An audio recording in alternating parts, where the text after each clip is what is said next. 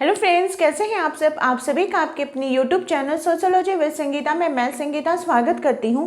और इस चैनल के माध्यम से हम लोग बीपीएससी 4.0 सोशियोलॉजी की और साथ ही साथ यूपी पीजीटी सोशियोलॉजी की तैयारी करते हैं।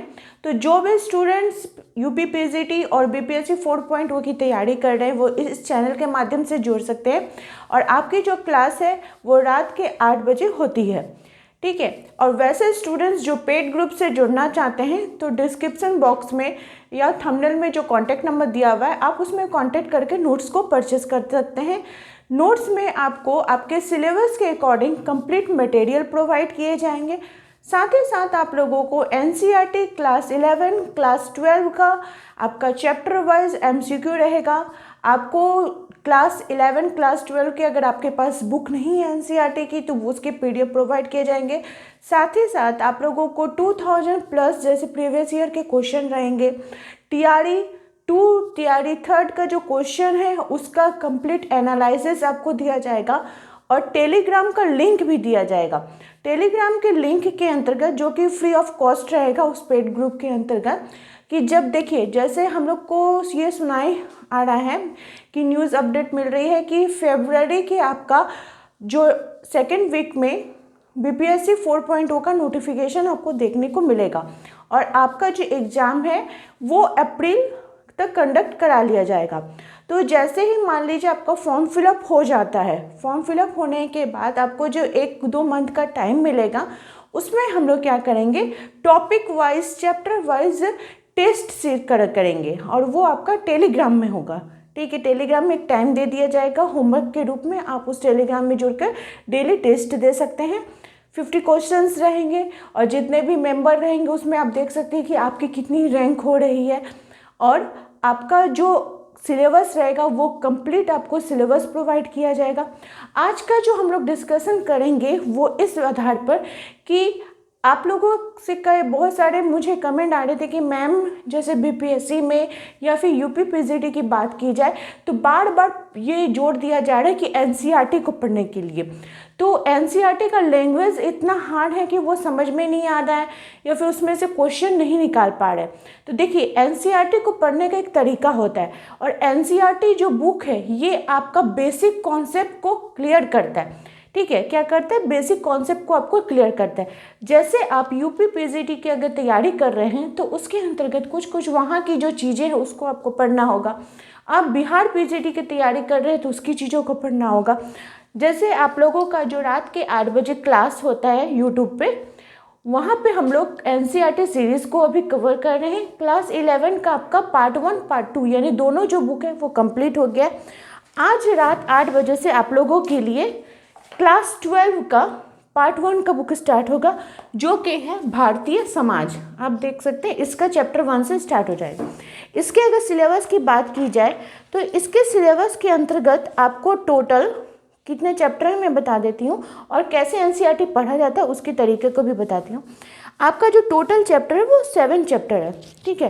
पहला चैप्टर है भारतीय समाज एक परिचय। सेकेंड है भारतीय समाज की जनसांख्यिकीय संरचना। थर्ड चैप्टर है सामाजिक संस्थाएं निरंतरता एवं परिवर्तन। फोर्थ चैप्टर है बाजार एक सामाजिक संस्था के रूप में। फिफ्थ चैप्टर है सामाजिक विषमता एवं बहिष्कार के स्वरूप। सिक्स्थ है सांस्कृतिक विविधता की चुनौतियां और 7 है परियोजना कार्य के लिए सुझाव, ठीक है। ये आपके हो गए 7 चैप्टर।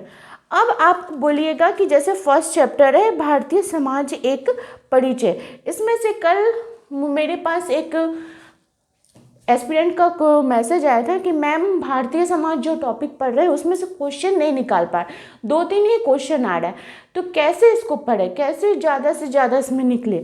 तो देखिए इसको पढ़ने का क्या तरीका होता है कि आप जैसे तैयारी कर रहे हैं, आप जीके जीएस का भी पढ़ रहे होंगे तो आप देखे होंगे कि जो क्लास 6 का हिस्ट्री है उसका जो फर्स्ट चैप्टर है आपका, उसका फर्स्ट चैप्टर में ही आपको दिया गया है कि कब क्यों कहाँ और कैसे, ठीक है।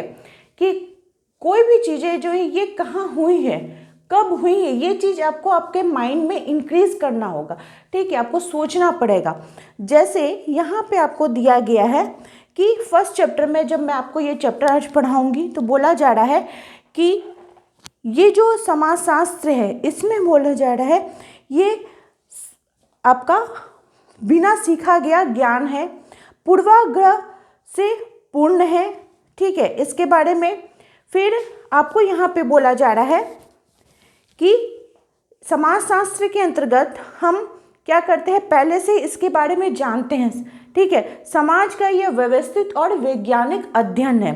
अब आपको सोचना होगा कि ये जो कथन है समाजशास्त्र का व्यवस्थित वैज्ञानिक अध्ययन है, ये किस समाजशास्त्री ने कहा।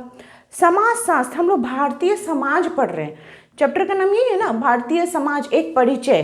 फर्स्ट चैप्टर है आपका भारतीय समाज एक परिचय। तो अब मान लीजिए हम लोग किसको पढ़ रहे हैं, भारतीय समाज पढ़ रहे हैं। तो भारतीय समाज के अंतर्गत क्या क्या आता है, आपका धर्म आ जाएगा, कर्म आ जाएगा, पुरुषार्थ आ जाएगा, आपका आश्रम व्यवस्था आ जाएगा। इन सब को आपको डिटेल्स में पढ़ना होगा। ये सभी चीज़ें इसमें नहीं दी गई हैं, लेकिन हम लोग किसको पढ़ रहे हैं, भारतीय समाज को पढ़ रहे हैं। तो इसके अंतर्गत इन सभी चीज़ों को हम लोग को पढ़ना पड़ेगा।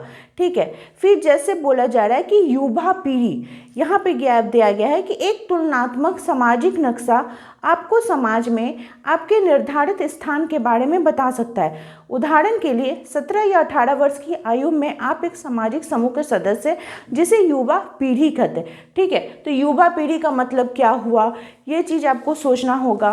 उसके बाद जैसे समाजशास्त्र हम लोग पढ़ रहे हैं, तो समाजशास्त्र का जो विषय वस्तु है उसको किसने कितने भागों में बांटा, समाजशास्त्र की परिभाषा किसने किसने दी है, इन सभी को पढ़ना होगा।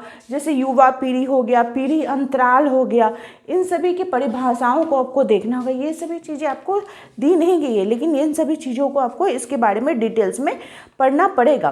तो आपको जो पेड ग्रुप प्रोवाइड किया जाएगा, जो नोट्स प्रोवाइड किया जाएगा, उसमें क्या है कि आपको मेरे हैंड रिटन नोट्स मिलेंगे और इन सभी चीज़ों के बारे में कंप्लीट एनालिसिस करके कंप्लीट नोट्स आपको प्रोवाइड किया जाएगा।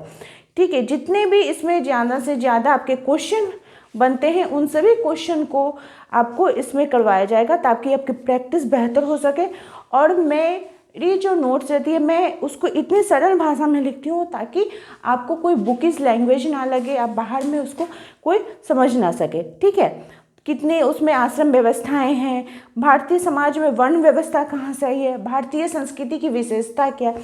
जैसे हम लोग पढ़ रहे हैं भारतीय समाज, तो भारतीय समाज में अगर आपको क्वेश्चन पूछ दे कि भारत का जो समाज है वो कैसा है, ग्रामीण समाज है, नगरीय समाज है कि बहुलवादी समाज है, ये क्वेश्चन एग्जाम में आपको पूछा गया है, तो आप तुरंत लगा दीजिएगा कि भारतीय समाज है और आपका ग्रामीण समाज है। सही है, ये आंसर भी सही है, लेकिन क्या है कि वो एक बहुलवादी समाज है, क्योंकि भारतीय समाज के अंतर्गत विभिन्न जाति धर्म के लोग एक साथ निवास करते हैं, यहाँ पे बहुलता देखने को मिलती है।